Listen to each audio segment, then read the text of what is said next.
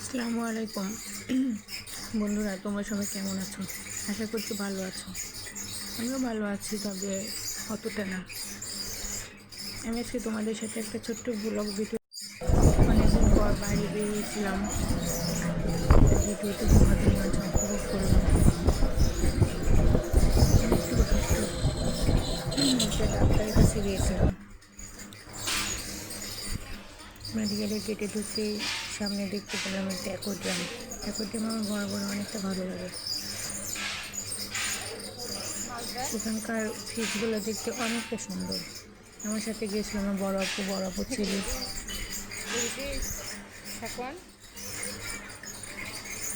দেখে কত সুন্দর মনোরম দৃশ্য। আমার কাছে তো অনেকটা ভালো লাগে। তোমাদের কাছে কেমন লাগে জানি না, তবে প্লিজ কমেন্টে জানিও।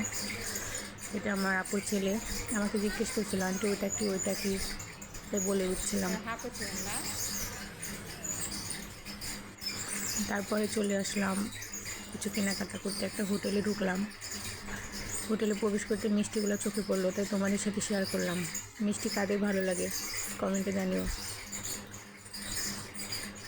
আমার অতটা ভালো লাগে না। তারপরে চলে আসলাম কসমেটিক্সের দোকানে। এখানে এসে সবচেয়ে আশ্চর্যজনক হলো, আমার আজকের থেকে 2-3 বছর আগে একটা ম্যাম, কলেজে যখন পড়ছিলাম তখন ম্যাম আমাকে অনেকটা ভালোবাসতো, আর আমিও ভালোবাসতাম। ম্যামের সাথে হঠাৎ দেখা, তারপর অনেকক্ষণ গল্প করলাম, কথা বললাম।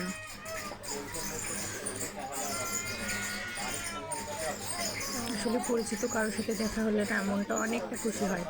আমি অনেকটা খুশি হয়েছিলাম।